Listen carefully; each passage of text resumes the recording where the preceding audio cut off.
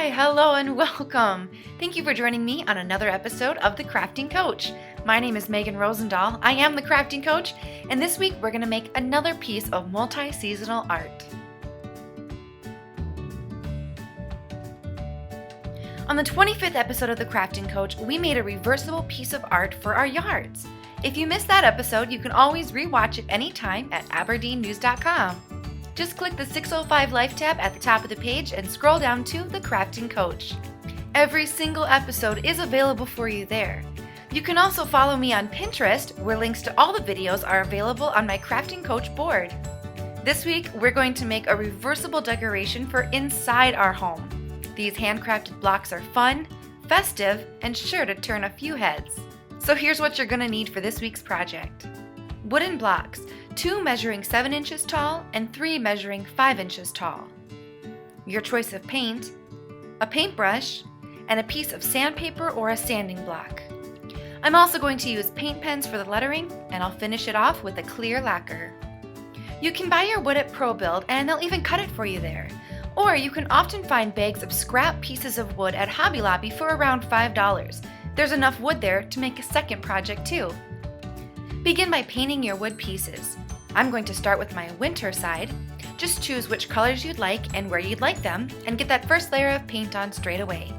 Paint one side of each of your pieces and set them aside to dry. This will be the most time-consuming part, waiting for the paint to dry. When your first side is done, flip the pieces over and apply your fall colors to the other side. Be sure to get the paint nice and even, and do your best not to get any paint on the sides for a nice, cleaner look.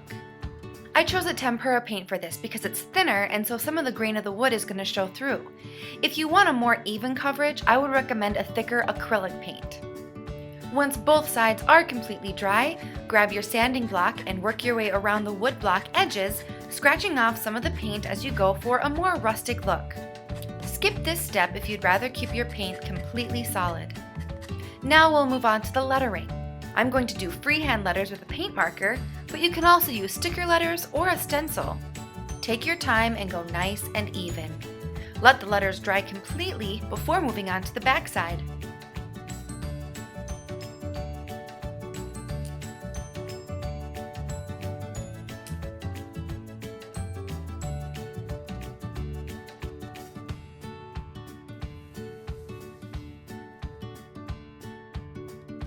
Once that's dry, take your project outside to a well-ventilated area and spray with your clear lacquer for a nice finish. And that's it! How easy is this? Aside from letting the paint dry, this is a pretty quick and simple project. Feel free to play around with words. Use more blocks to make longer words. I'd love to make one with scrapbook paper instead of paint for a more festive background. Once again, the possibilities are endless. And once again, we found a project for around $10. Well, that's all that I have for you this week. I want to thank you for sitting down and taking the time to watch this video with me. As always, I'll be back next Saturday morning at 11 a.m. with another brand new project just for you.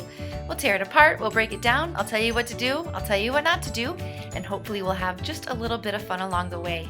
Be sure to follow my Crafting Coach board on Pinterest, where you can find me under Megan Rosendahl. And also be sure to follow the Aberdeen American News online and on Facebook, where all of the Crafting Coach projects are made available for you.